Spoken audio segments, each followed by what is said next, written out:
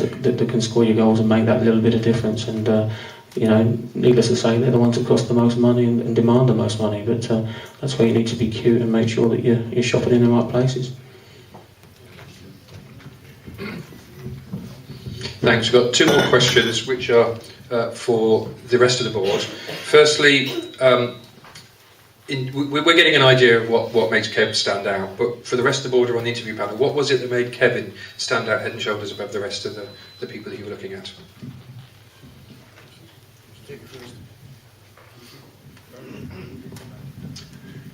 The first thing that struck me about Kevin was obviously his track record, which was one of the boxes that needed ticking. Well, I'll be very brief in the answer actually, because he obviously interviewed well across the board, but every candidate was asked to make a presentation to the three of us initially.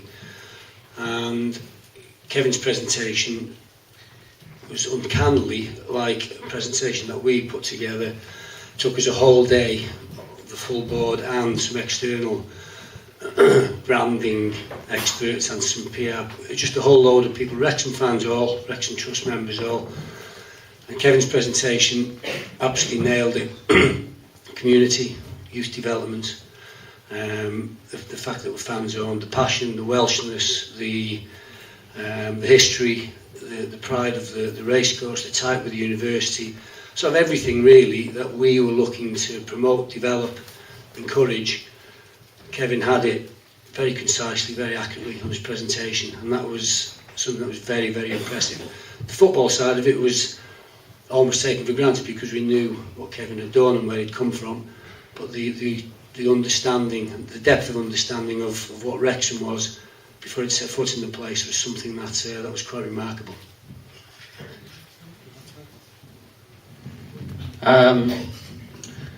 He was the only manager that went to Collier's before attending the interview, which surprised us. And there was a general warmth. I think you can test all sorts of things, technical ability and how he would fit in with the community, and did he feel part of what we were about. But there was a general feeling that we had a decent man, and I think that's just as important as all the other qualities that he had. That was certainly my view. Spence, do you want to say something? Yeah. I think Don and Barry have touched on most of the points. Another thing that touched a chord with us was the depth of research that Kevin had gone into. Kevin was able to say how many bookings and red cards we'd had this season,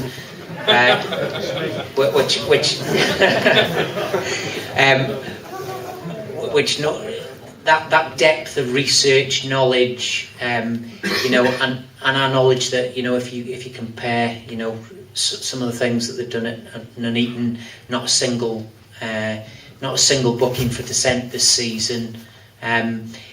Kevin talked about building a culture and leaving a legacy, and those were all words that resonated with us. But it wasn't just sound bites and words. Kevin took us through a step-by-step plan of how we would go about achieving that, and some fantastic stories about how he wants Wrexham Football Club to be not just the most respected club in Wales, but the most respected club in the UK. And he gives some examples of how they'd started to build some of that reputation at Nuneaton. And it was just, an absolutely fantastic interview, series of interviews from Kevin. I would just add, just one more line. When we tested him on discipline, and this just knocked me out. Of course, his track record is there because discipline has been a concern for this football club, and he has got the best track record in the league. But when we tested him again on discipline, he said to me, "Have you ever seen the dressing room at the racecourse when Nuneaton leave?" And I said, "No." So I asked Geraint, I said, "What is it about the away dressing room when Nuneaton leave?" And Geraint confirmed that it's tidier than when they arrive.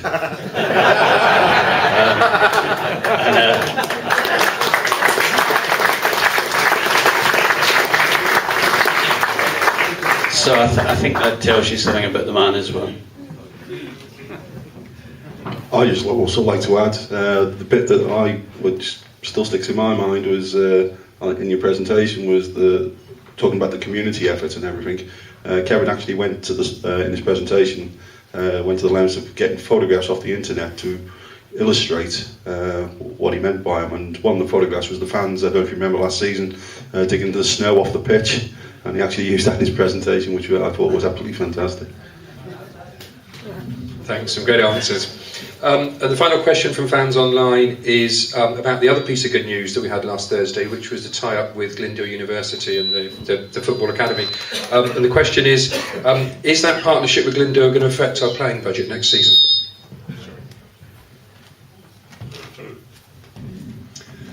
The tie-up with the university is very exciting, obviously, and it's something that will run parallel to the run of the football club, really. I think possibly until the full details come out, it's still very much some work to be done, but the idea is that it will run parallel to the football club, and it's a win-win situation. There's no way that the football club can lose. It will not impact negatively, that is absolutely for sure. There may be the possibility that it will impact positively. The scheme will run. It gives lads who have been released the opportunity to continue developing as a footballer and to push on academically with a full-time degree. We may get players from that scheme to play for our first team. We may not. It doesn't really matter, because all of the benefits are there, certainly for the university, and that relationship needs to be developed. I think everybody's aware of that.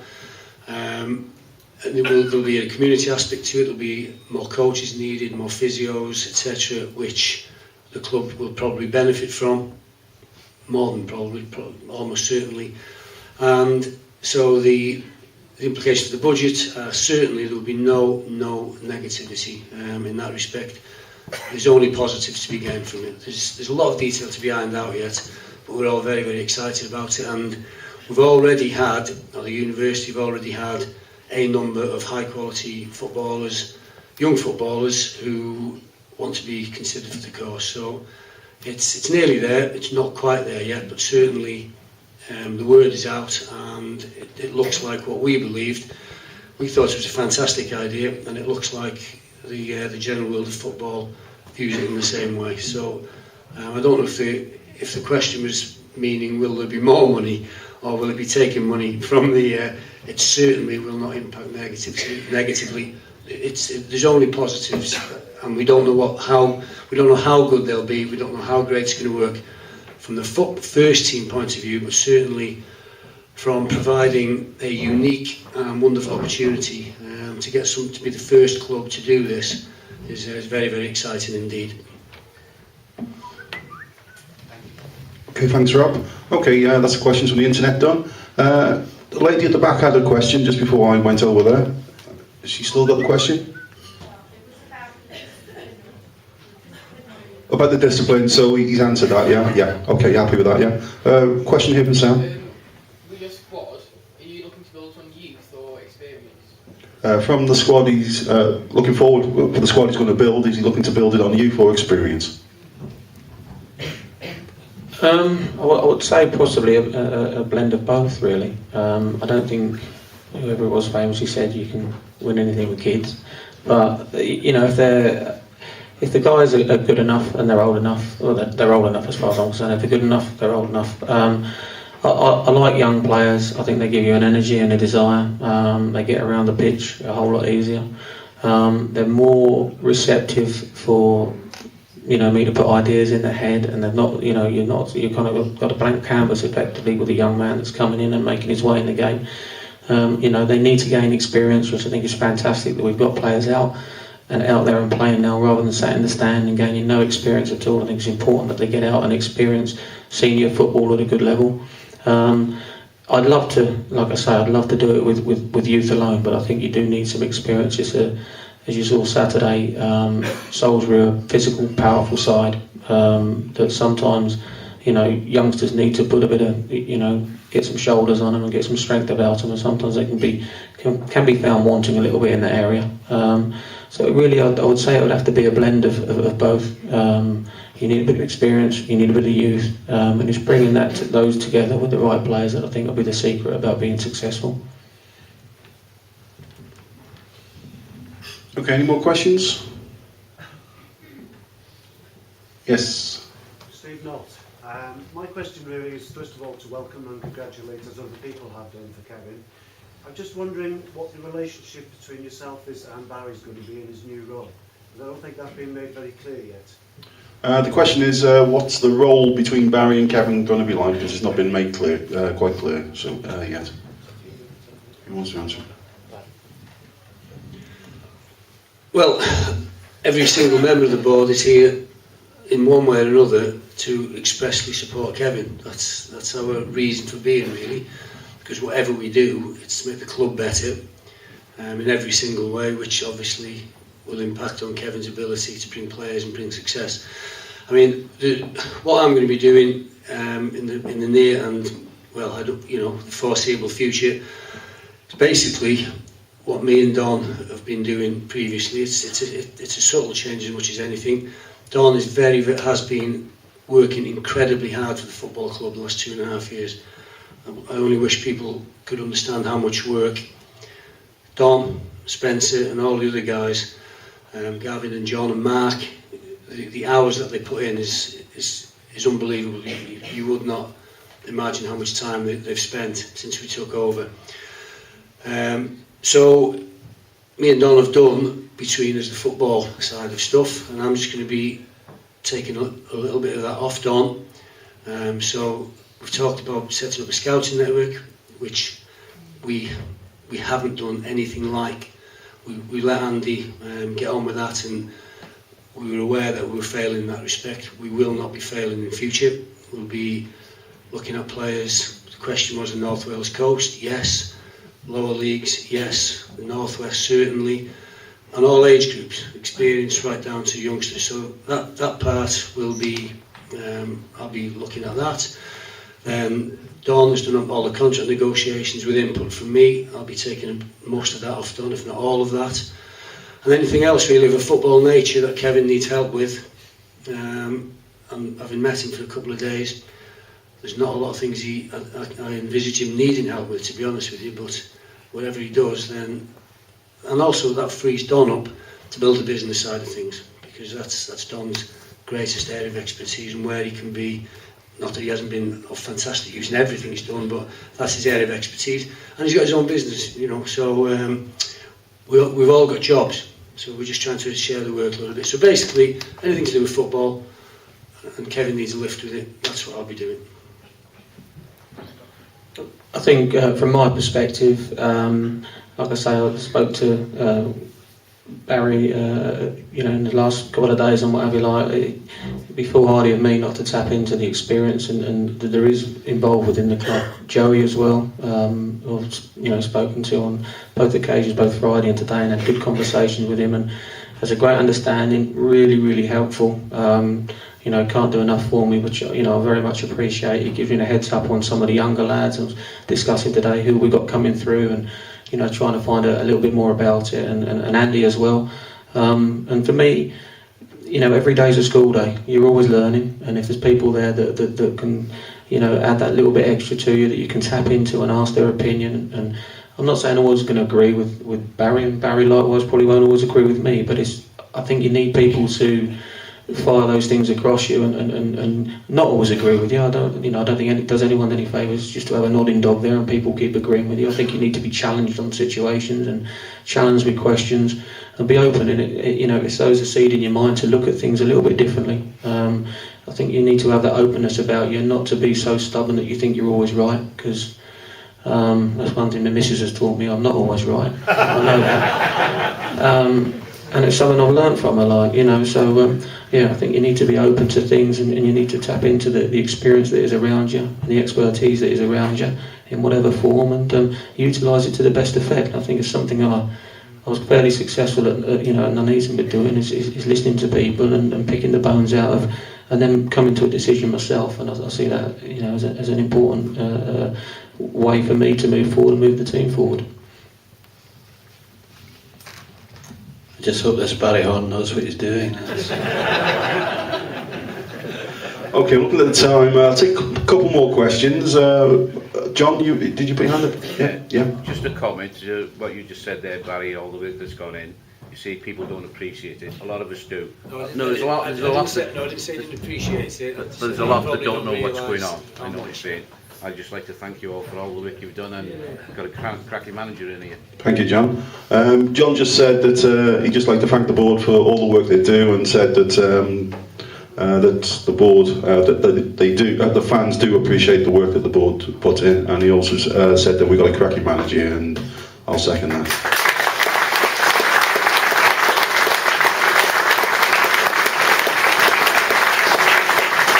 Okay, any more questions? You put your hand up then, Dave. No, it's put his jumper on. Any more questions? Okay. Oh, sorry, I got one. Shay, yeah? Yeah, Shay. I'm Johnstown Youth Manager. I just wondered what Wrexham were doing for the local youth, the football community, and what they were planning on doing going forward. The question was, Shay used to manage Johnstown youth team, and just what Wrexham Football Club can do for youth teams going forward. Well, we have got our community programme, of course, and I know there are teams welcome at Collier's on occasions, and they have stuff going on down there. And maybe one of the things that we're looking to do is make more match days, experience days. You know, days that are red letter days for people, whether it be a Welsh day or a music day, or get some of the fantastic football clubs that are in the area involved on the pitch. We have got a lot of plans. It's just that we've been trying to do so much since we took over, and of course we are receptive to ideas, to suggestions, anything that any of the community programmes or anything that the local clubs think that we should be doing, then we're receptive, and we will always try whatever you want, basically. But certainly, the centre of excellence is the top, if you like, of a community programme that we see as being a very broad-based triangle or pyramid, and we would like, as much as possible, to get all of the great local clubs involved, and they're always welcome at the club. Okay, thanks. Last question from anyone? I think Kev's answered everything, hasn't he? On that note, I'd just like to say a huge thank you to Spencer, Barry and Don, but especially Wrexham Football Club's new manager, Kevin Wilkin, everyone.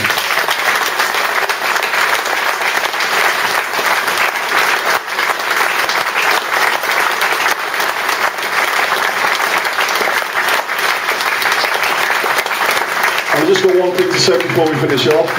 Anita Robinson's here. She asked me to remind you that she's going to be jumping out of an aeroplane, and she's after sponsors. So she's by the door at the end there. So if you want to sponsor Anita for jumping out the aeroplane, she's beat Barry to it, I'm afraid.